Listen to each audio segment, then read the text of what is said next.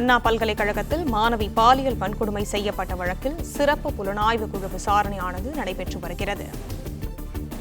இதை பற்றின மேலும் விவரங்களை எமது செய்தியாளர் கதிரவன் வழங்க கேட்கலாம். கதிரவன், வணக்கம். கூடுதல் விவரங்கள்.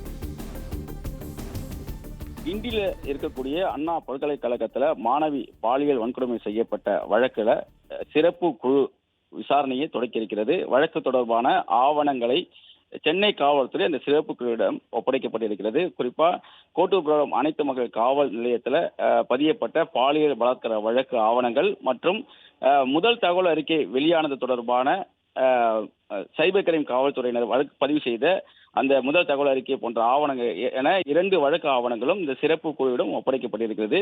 இந்த பாலியல் வன்கொடுமை வழக்குல சிபிஐக்கு விசாரணை வேண்டும் என்ற நீதிமன்றத்தில் தாக்கல் செய்யப்பட்ட மனு மீதான விசாரணையின் போது சிறப்பு குழு அமைக்கப்பட்டது. குறிப்பாக அண்ணா நகர துணை ஆணையர் சினேகப்பிரியா, ஆவடி சரக சட்டம் ஒழுங்கு துணை ஆணையர் ஐமான் ஜமால், சேலம் மாநகர வடக்கு துணை ஆணையர் பிருந்தா அடங்கிய சிறப்பு புலனாய்வு குழு அமைக்கப்பட்டு அந்த குழு இந்த வழக்கு தொடர்பான விசாரணைகளை நடத்தலாம் என உயர்நீதிமன்றம் உத்தரவு பிறப்பித்தது.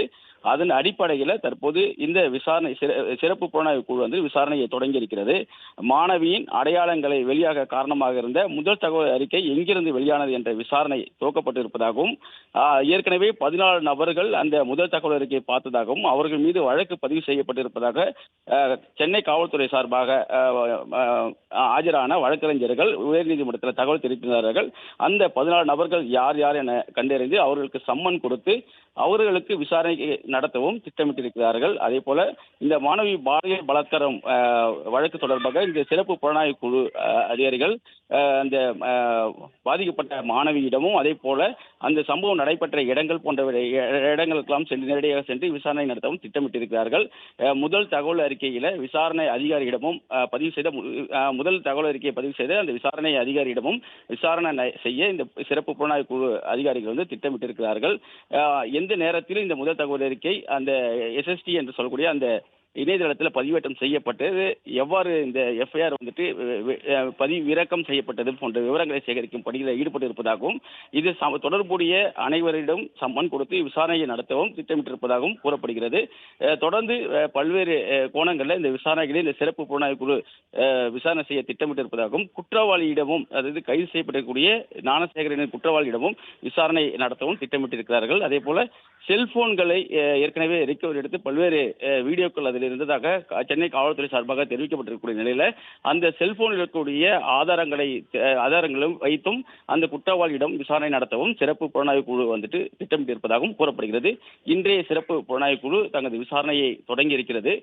முதல் கட்டமாக 2 வழக்கு தொடர்புடைய ஆவணங்கள், முதல் தகவல் அறிக்கை, அந்த குற்றவாளியிடமிருந்து கைப்பற்றப்பட்ட செல்போன் போன்ற அதிலிருந்த ஆதாரங்கள் உள்ளிட்ட அடங்கிய அந்த முழுமையான ஆவணங்களையும் பெற்று அந்த விசாரணையை தொடங்கி இருப்பதாகவும் கூறப்படுகிறது.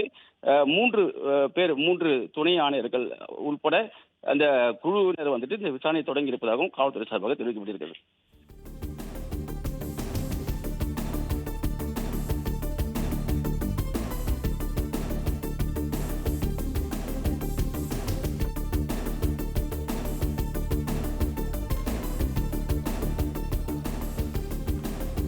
அண்ணா பல்கலைக்கழகத்தில் மாணவி பாலியல் வன்கொடுமை வழக்கில் சிறப்பு புலனாய்வு குழு விசாரணை மேற்கொண்டு வருகிறது.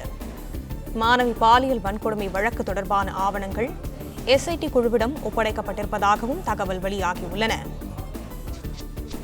விவரங்களை வழங்கியமைக்கு நன்றி கதிரவன்.